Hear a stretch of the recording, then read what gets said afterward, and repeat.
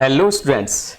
अलंकार से हैं आप परेशान तो यहां है समाधान। जी बिल्कुल, आप बिल्कुल सही जगह आ गए हैं। अगर अलंकारों से आप अब तक परेशान थे और अलंकारों में बहुत दुविधा आपको लगती थी पहचानने में, यहां इस वीडियो में हम इस तरीके से बात करेंगे कि एक चीज की बारीकी से, ताकि आने वाले एग्जाम में किसी तरह की गलती आपके अलंकारों में नहीं होने वाली है।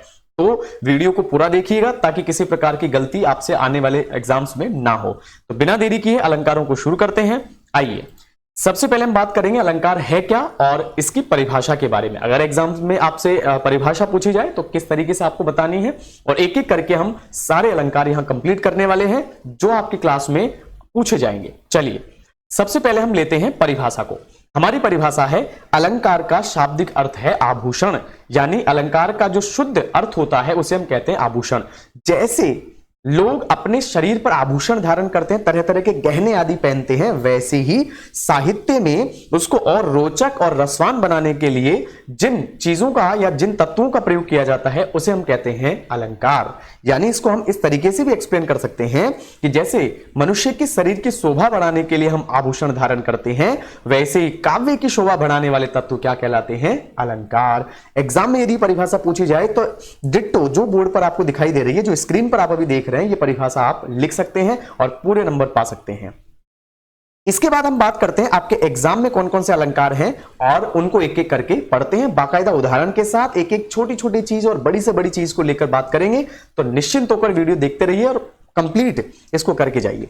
सबसे पहले बात करते हैं कौन कौन से अलंकार आपके कोर्स में है। श्लेष है, अतिशयोक्ति है, उत्प्रेक्षा है और मानवीकरण है। इन सारे अलंकारों को लेकर हम बात करेंगे और उनमें सबसे पहले बात करने वाले हैं श्लेष अलंकार की। तो आइए शुरू करते हैं। सबसे पहले श्लेष अलंकार के बारे में जान लेते हैं थोड़ा सा। श्लेष होता कब है? श्लेष अलंकार का मतलब होता है बच्चों चिपकना, यानी श्लेष का अगर शाब्दिक अर्थ आप देखेंगे, शाब्दिक अर्थ अगर आप देखेंगे तो उसका मतलब होता है चिपकना या चिपका हुआ। इसका मतलब क्या हुआ कि एग्जाम में आपको जब उदाहरण दिया जाएगा यदि श्लेष का, तो उसमें एक ही शब्द होगा और अर्थ कितने चिपके होंगे? अनेक। जैसा कि इसमें परिभाषा में भी आप देख रहे हैं, काव्य में एक ही शब्द के अनेक अर्थ हों वहां श्लेष अलंकार होता है। यानी शब्द एक होगा, अर्थ उसके अनेक निकलेंगे। ऐसी स्थिति में हमेशा क्या होता है? श्लेष होता है। हम उदाहरण से देखते हैं कि किस तरह से हम उदाहरण से उसे और कंप्लीट कर पाएंगे। हमारे सामने एक बहुत प्रचलित उदाहरण है, बहुत एग्जाम्स में पूछा भी जाता है, हर टीचर कोशिश करता है कि श्लेष में वो इस उदाहरण को समझाए। तो मैं भी आपके लिए उस उदाहरण को ले आया हूं। इसके अलावा भी यदि आप और उदाहरणों पर चर्चा चाहते हैं या आप चाहते हैं कि एग्जाम में जो आपके प्रश्न आने वाले हैं उनको लेकर मैं अलग से एक सेपरेट वीडियो बनाऊं, तो आप मुझे कमेंट करके जरूर बताइए। उसमें मैं केवल उदाहरण और प्रैक्टिस की बात करूंगा और यहां हम बाकायदा एक्सप्लेनेशन के साथ बात करेंगे अलंकारों के बारे में। तो देखिए, स्क्रीन पर लिखा है, रही मन पानी राखिए, बिन पानी सब सून, पानी गए न उबरे, मोती मानुष चून। यहां आपके सामने एक शब्द दिख रहा है पानी। शब्द एक है, लेकिन जब उस शब्द के अर्थ हम तीन स्थितियों में देखेंगे तो तीनों स्थितियों में उसके अर्थ अलग अलग होंगे। यानी इसी पानी का अर्थ जब हम मोती के लिए निकालेंगे तो अलग अर्थ निकलेगा, उसी पानी का अर्थ हम मनुष्य के लिए निकालेंगे तो अलग अर्थ निकलेगा, उसी पानी का अर्थ हम चून के लिए प्रयोग करेंगे तो अलग होगा। शब्द तो एक ही है पानी, अर्थ कितने निकल रहे हैं? अलग अलग, तीन। ऐसी स्थिति में हमेशा होता है श्लेष। तो आइए इसको और अच्छे तरीके से एक्सप्लेन करते हैं कि पानी शब्द के अर्थ अलग अलग कैसे निकल रहे हैं। चलिए, हमारे पास है पानी शब्द। सबसे पहले मोती वाला अर्थ देखते हैं कि मोती के पक्ष में क्या अर्थ आ रहा है? चमक। यानी पानी गए न उबरे, कवि कह रहे हैं कि पानी यानी मोती की चमक चली जाए। अब पानी का अर्थ क्या ले लिया हमने? चमक। यानी मोती की चमक चली जाए तो उसे वापस प्राप्त नहीं कर सकते हैं। मनुष्य के लिए पानी का अर्थ क्या है कि मनुष्य की प्रतिष्ठा यानी इज्जत, मान सम्मान यदि एक बार खराब हो जाए तो उसे वापस प्राप्त नहीं किया जा सकता। वैसे ही चून का अर्थ क्या है? यहां पर चूना, जो खाने में प्रयोग करते हैं, चूना लोग खाते हैं पान के साथ आदि के साथ, वो उस चूने की बात है। उसमें यदि पानी नहीं डाला जाए तो वह बेकार हो जाएगा। एक अर्थ तो जो निश्चित अर्थ है वो ये है। कुछ लोग इस चून शब्द का अर्थ आटा भी लेते हैं कि आटे में यदि पानी डाल दिया जाए, एक बार डाल दिया जाए तो उसे उसी स्वरूप में प्राप्त करना मुश्किल होता है। दोनों अर्थ सही बैठ रहे हैं, लेकिन चूने वाला अर्थ सटीक है, इसलिए मैंने ये बताया है। आप यहां देख रहे हैं पानी शब्द एक था लेकिन अर्थ कितने निकले? तीन। ऐसी स्थिति जहां कहीं भी बनेगी वहां होगा श्लेष अलंकार। बिल्कुल। आगे चलिए, अब आगे की बात करते हैं। इसको थोड़ा सा साफ कर देता हूं, आप चाहें तो स्क्रीनशॉट भी ले सकते हैं और अगर आप कॉपी पेन लेकर बैठे हैं तो आराम से लिख सकते हैं। यदि मैं थोड़ा स्पीड से बोल रहा हूं तो आप इसे स्लो कर सकते हैं, यदि मैं स्लो बोल रहा हूं तो आप स्पीड से कर सकते हैं, आपके पास पूरी सुविधा है। इसके अलावा मैं बीच में एक बात बोलना चाहूंगा, यदि इसके अलावा आप किसी दूसरे टॉपिक पर वीडियो चाहते हैं तो मुझे कमेंट करके जरूर बताइए, मैं कोशिश करूंगा आपके एग्जाम से पहले उस वीडियो में वो टॉपिक आपका कंप्लीट करवाऊं। तो आइए आगे चलते हैं, दूसरा उदाहरण भी लेंगे, हो सकता है एक उदाहरण से आपको समझ में नहीं आया हो। बलिहारी नृपकूप की गुण बिनु बूंद न देही। कवि कह रहे हैं कि राजा और कुआं, नृप यानी राजा, कूप यानी कुआं पे हम बलिहारी जाते हैं क्योंकि वह गुण के बिना एक बूंद भी नहीं देता। शब्द कितना है? एक। क्या शब्द है? गुण। इस गुण शब्द के ही दो अर्थ निकलेंगे अलग अलग, इसलिए हमने पहले ही कहा ना कि शब्द कितना होगा? एक होगा, और अर्थ कितने निकलेंगे उसके? अनेक निकलेंगे। वही स्थिति यहां भी है, शब्द कितना है? एक। क्या शब्द है? गुण। अर्थ कितने निकल रहे हैं? देखिए, पहला अर्थ तो क्या है? रस्सी। दूसरा अर्थ क्या है? मनुष्य के गुण। कैसे हुआ सुनिए, जब हम राजा के पक्ष वाला अर्थ लेंगे तब तो क्या होगा? मनुष्य के गुण, और जब कुएं वाला अर्थ लेंगे तो क्या होगा? रस्सी। कैसे? कवि कह रहे हैं कि कुआं रस्सी के बिना एक बूंद भी पानी नहीं देता, और राजा भी गुण के बिना, यानी मनुष्य में गुण नहीं होंगे तो एक बूंद भी धन वो नहीं देगा। शब्द तो एक ही था, गुण। अर्थ कितने निकले? दो। ऐसी स्थिति में हमेशा क्या होता है? श्लेष होता है। आई होप आपको समझ में आया होगा। आगे चलते हैं, अब हम बात करते हैं अतिशयोक्ति की। जैसा कि इसका नाम ही है अतिशयोक्ति। अतिशय का मतलब होता है बहुत ज्यादा, ऊंची, बढ़ा चढ़ाकर। उक्ति यानी बात, बहुत बढ़ा चढ़ाकर कही गई बात को हम कहते हैं अतिशयोक्ति। परिभाषा देखेंगे, लिखा है जब किसी बात को इतना बढ़ा चढ़ाकर प्रस्तुत किया जाए कि लोक सीमा का उल्लंघन प्रतीत हो, वहां पर क्या होती है? अतिशयोक्ति की प्राप्ति होती है। कैसे? लोक सीमा क्या है? आइए मैं सरल करता हूं। लोक सीमा का मतलब है हमारा समाज, हमारी सोसाइटी। लोग बहुत सारी बातें करते हैं जिनको फेकोलॉजी बोलते हैं हमारी भाषा में, कि बहुत ऊंचा फेंक रहा है, ऐसा भी कोई होता है? अगर ऐसी स्थिति साहित्य में बनती है, ठीक है, ऐसा भी हो सकता है, तो ऐसी बात कह दी जाए तो वहां होती है अपनी अतिशयोक्ति, यानी वहां होता है अतिशयोक्ति अलंकार। कैसे? आइए उदाहरण से देखते हैं।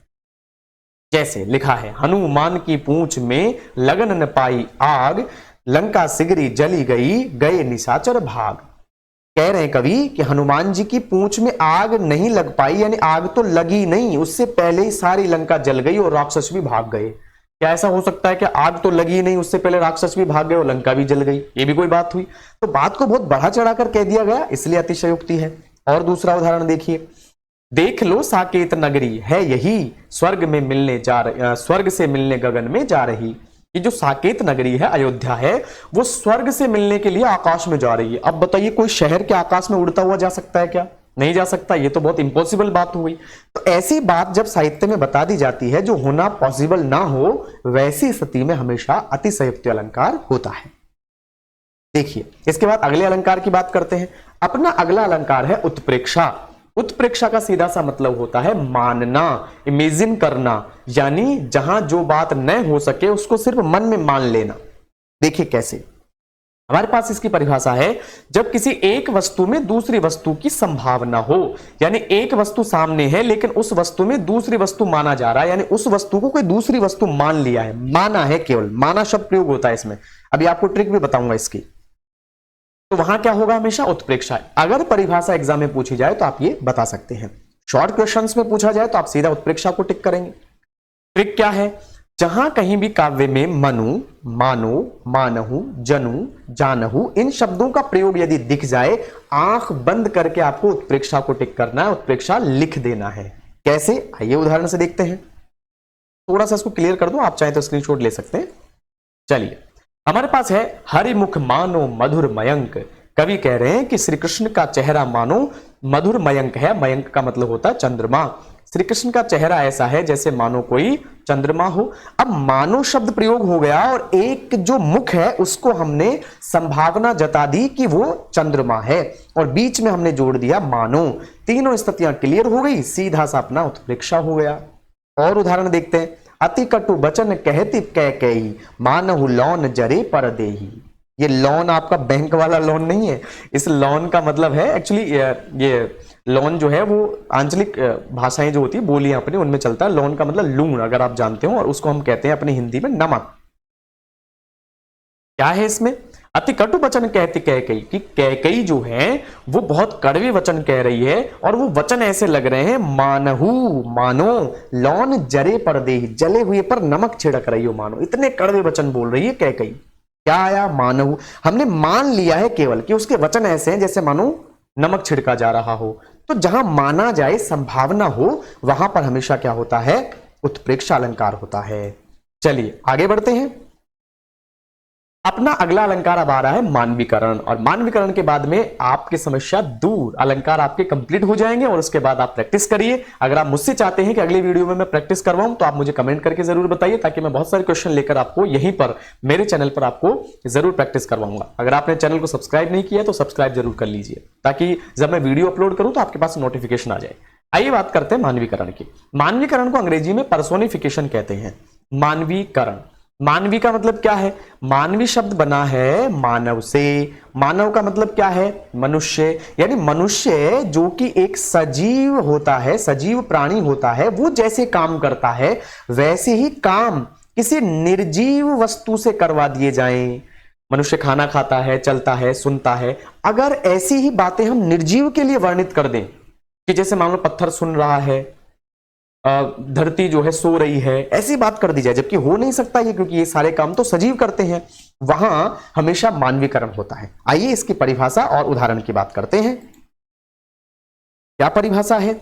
जब निर्जीव वस्तुओं से सजीवों के समान क्रिया करवाई जाए तब मानवीकरण अलंकार होता है। मैंने आपको बता भी दिया, इसे आप लिख भी सकते हैं या स्क्रीनशॉट ले सकते हैं, बाद में आपके लिए उपलब्ध रहेगी, कभी भी आप लिख सकते हैं। उदाहरण क्या है? चुपचाप खड़ी थी वृक्ष पात, सुनती हो जैसे कोई निजी बात। अब बताइए, इसमें कहा गया है कि पेड़ों की जो पंक्ति है वो चुपचाप खड़ी थी, शांत, जैसे किसी की निजी बात सुन रही हो, जैसे किसी की सीक्रेट बात सुन रही हो। क्या पेड़ किसी का सीक्रेट सुन सकता है? अगर ऐसा हो ना तो फिर बहुत मुश्किल खड़ी हो जाए। तो ऐसा यहां है कि पेड़ों की पंक्ति ऐसी इस लाइन से खड़ी है चुपचाप, जैसे मानो वह किसी का सीक्रेट सुन रही हो, निजी बातें सुन रही हो। अब निजी बात तो कौन सुनता है? मनुष्य जो सजीव है, लेकिन यहां पेड़ों से ही सुनने की बात करवा दी गई, इसलिए यहां क्या हो गया? मानवीकरण। सिंपल। अगला उदाहरण देखते हैं, थोड़ा सा इसको साफ कर लेते हैं पहले, तो इंक उधर आ गई है, ताकि क्या है आपको देखने में आसानी रहे। जी क्या है कई पत्थर किनारे पी रहे चुपचाप पानी, प्यास जाने कब बुझेगी। कवि कह रहे हैं कि जिस तालाब के किनारे मैं बैठा हूं उसमें इतने सारे पत्थर हैं किनारे पर, जो मुझे ऐसा लग रहा है कि चुपचाप पानी पी रहे हैं, पर उनकी प्यास नहीं बुझ रही है। अरे भाई, पत्थर कभी पानी पीता है? और अगर ऐसा हो ना तो समुद्र खाली हो जाए पूरा, उसके चारों तरफ चट्टाने हैं, तो सारी चट्टाने पानी पी जाएंगी, पर ऐसा होता नहीं है। कवि तो क्या कह रहे हैं कि पत्थर मुझे देखकर ऐसा लग रहा है, जब मैं पत्थरों को देख रहा हूं, कि वो चुपचाप पानी पिए जा रहे हैं, चुपचाप घाट पर पड़े हैं, लेकिन उनकी प्यास ही नहीं बुझ रही है, लगातार पानी पी रहे हैं। पानी पीने का काम कौन करता है? सजीव। पत्थर क्या होते हैं? निर्जीव। लेकिन निर्जीव को ही सजीव के समान बता दिया, इसलिए क्या हो गया? मानवीकरण अलंकार। इस प्रकार आपके अलंकार हो गए हैं कंप्लीट। और इसके बाद एक मिनट इसको साफ कर लें। इसके बाद आप कौन से टॉपिक पर वीडियो चाहते हैं वो मुझे जरूर बताइएगा कमेंट करके। अगर आप नए हैं, फिर से कह रहा हूं, सब्सक्राइब जरूर कर दिएगा, और चैनल को सब्सक्राइब करने के बाद लाइक करिए वीडियो को। और तब तक के लिए नमस्कार, हम मिलेंगे नेक्स्ट वीडियो में।